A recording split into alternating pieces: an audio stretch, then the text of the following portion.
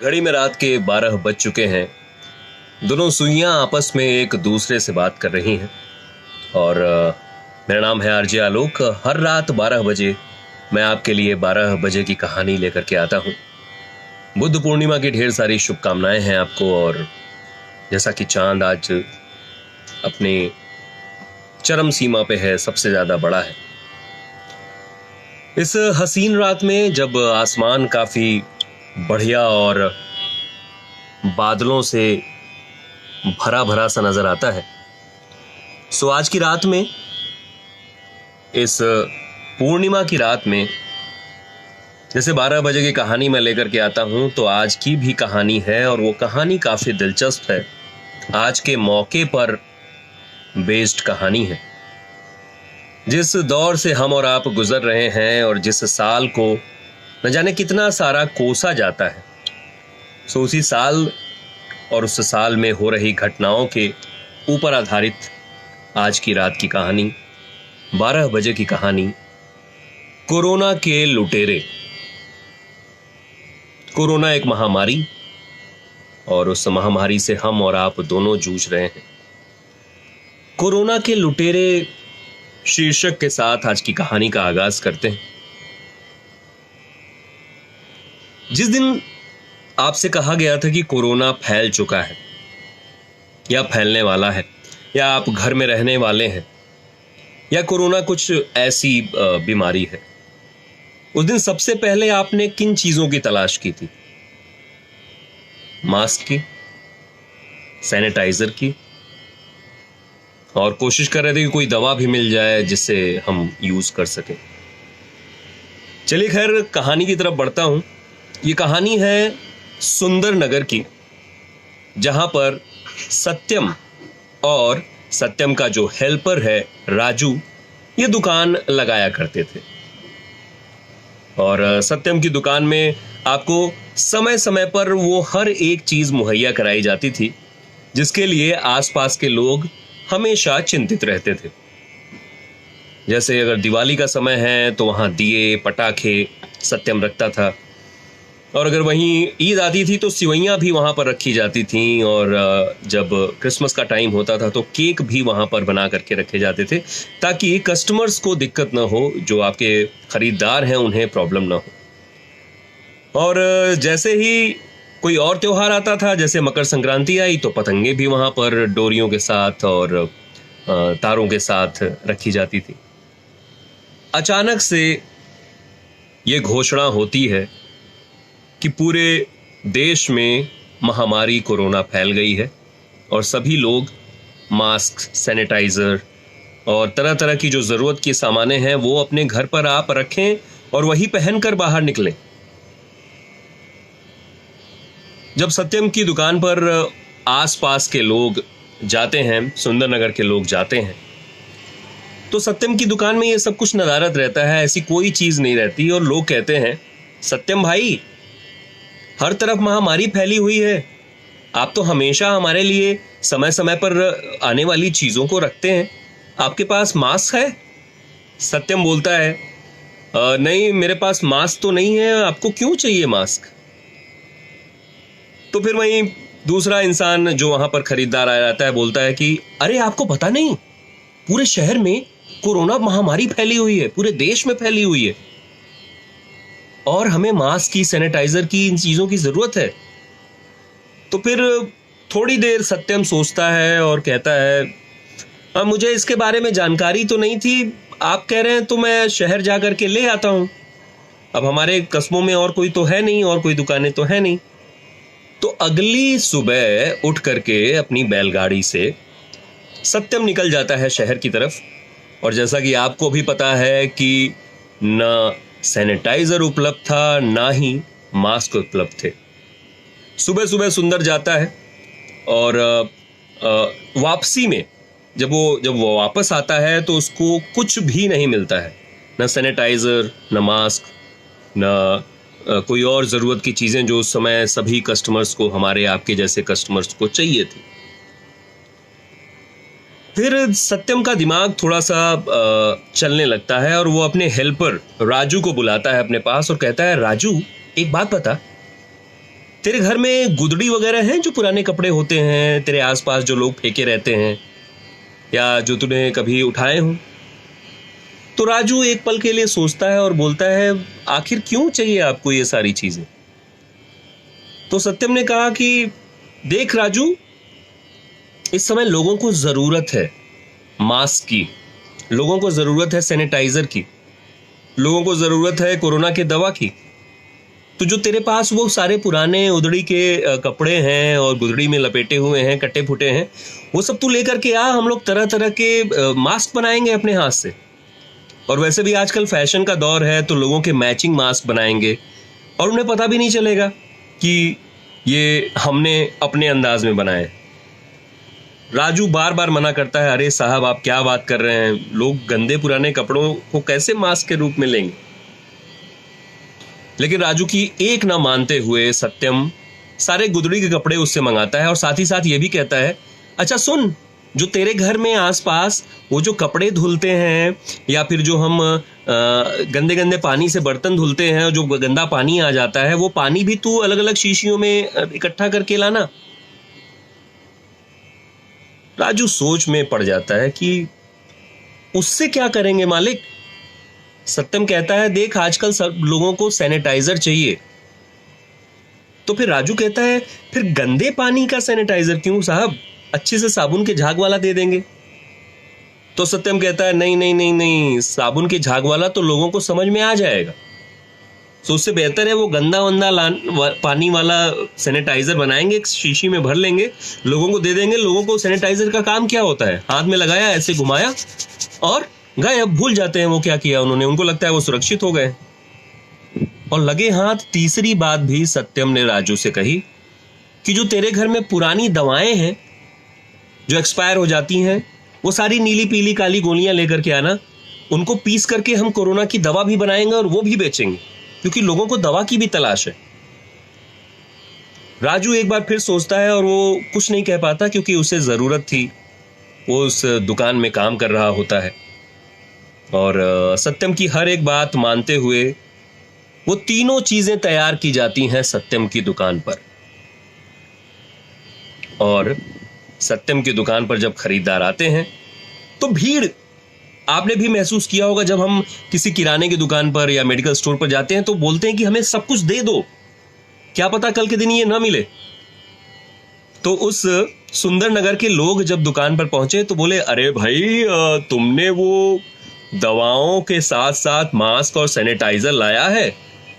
तो सत्यम हंसते खिलखिलाते हुए बोला, हाँ जी देखिए, ये तरह तरह के मास्क हैं, ये वाले आपके लिए हैं, और आपके घर में अगर भाभी जी हैं या बहनें हैं तो उन्हें मैचिंग फैशन का शौक है, तो आप ये वाले मास्क ले लीजिए।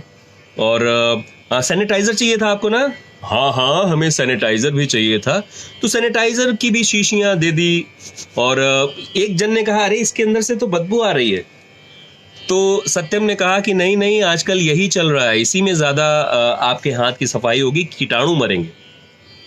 सत्यम ने अपने आसपास के सभी लोगों को, जितने लोग आए, तरह तरह के मास्क जो उसने खुद बनाए थे राजू की मदद के साथ, गंदे नाली के पानी के साथ जो सैनिटाइजर बनाए थे, और वो दवा जो वो कोरोना की दवा कह करके बेच रहा था उस छोटे से गांव के हिस्से में, वो दवा भी पीट पीट करके एक्सपायर गोलियों के साथ उसने सही समय पर सबको बेच दी। और हर दिन अपने गल्ले में नकद में बहुत सारे पैसे कमाए, तिजोरी अपनी जो थी वो भर डाली, उस तिजोरी में न जाने कितने सारे पैसे हर दिन आने लगे।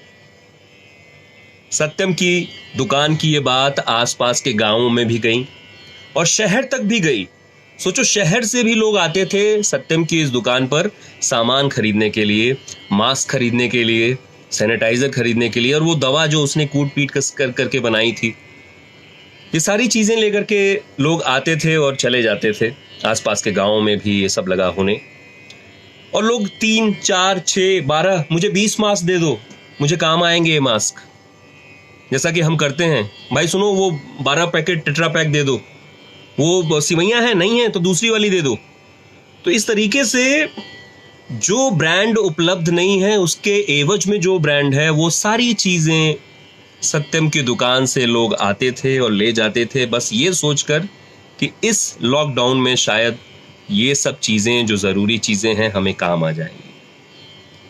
एक दिन सुबह सुबह सत्यम की पत्नी उनके पास आती हैं और कहती हैं कि सुनिए, शहर से बड़े भैया का फोन आया था, मम्मी की तबीयत बहुत खराब है।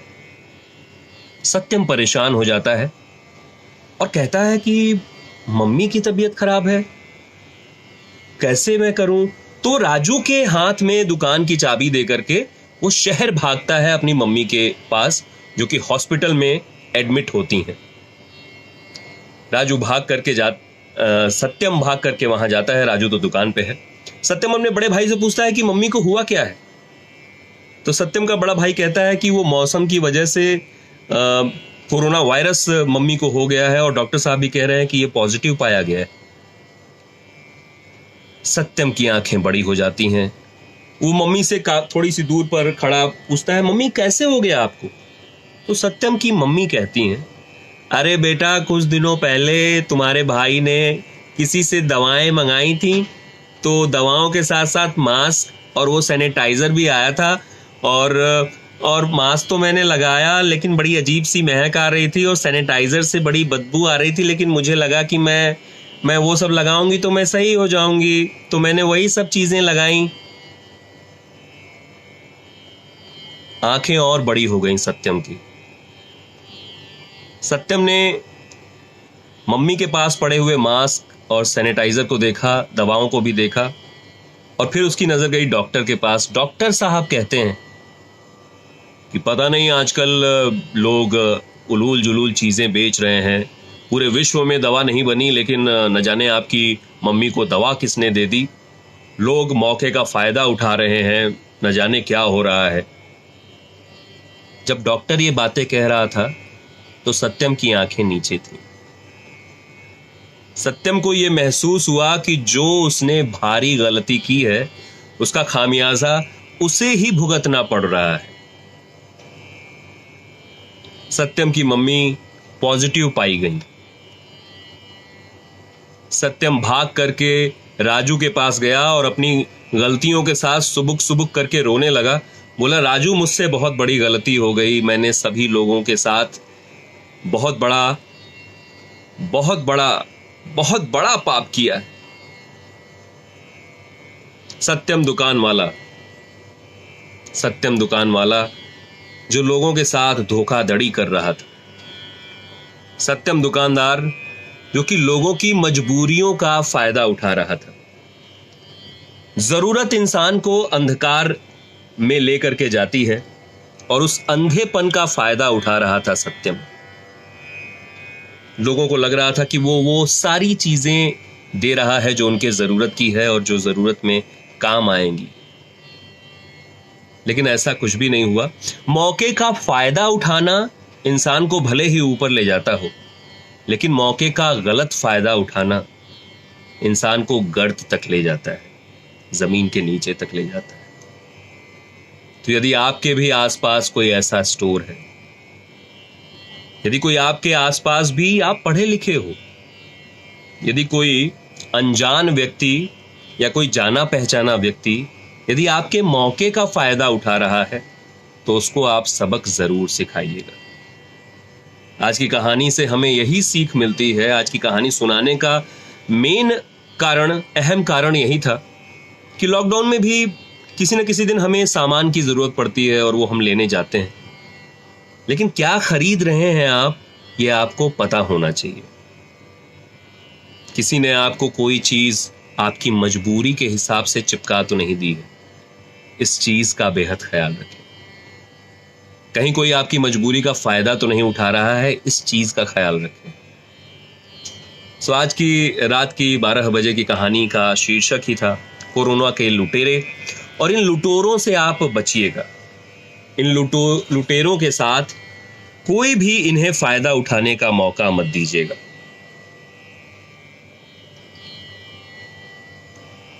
आज की कहानी सुनाते सुनाते मेरे भी जहन में चल रहा था कि कोई सोहन पापड़ी अगर आप खाते हो तो आपको दूसरे ब्रांड की सोहन पापड़ी मिल जाती है। जो नमकीन आप हमेशा से खाते थे वो नमकीन आपको नहीं मिल रही, लेकिन आपको दूसरी नमकीन खानी पड़ रही।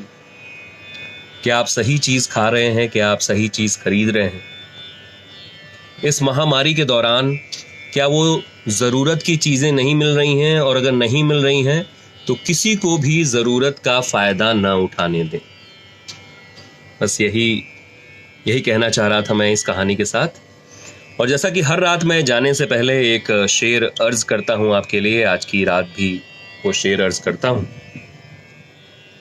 किसी की मजबूरी का फायदा ना उठाओ यारों, किसी की मजबूरी का फायदा न उठाओ यारों, जिंदगी कभी मौका देती है तो कभी धोखा देती है। तो किसी की मजबूरी का फायदा न उठाएं, न उठाने दें। आज की कहानी का यही शीर्षक। हर रात में कोई न कोई लघु कथा, कोई न कोई शॉर्ट स्टोरी आप तक पहुंचाता हूं। सो अगर आपके पास भी कुछ ऐसी कहानियां हैं जो आप शेयर करना चाहें, जिन्हें आप सुनना चाहें, तो मैं उन्हें ज़रूर सुनाऊंगा। इनबॉक्स ज़रूर करें और ख्याल रखें, कल की रात 12 बजे जब दोनों सुइयां आपस में मिलेंगी तो फिर से किसी न किसी कहानी को लेकर आप तक आऊंगा। Till then take care of yourself. ये जो चांद है, ये जो आसमान है, इसे आप भी शेयर करते हैं, मैं भी शेयर करता हूं। सो आइए इसी आसमान के साथ, इन्हीं तारों के साथ अ वेरी गुड नाइट कहता हूं मैं आपको। मिलते हैं कल की रात इसी जगह पे।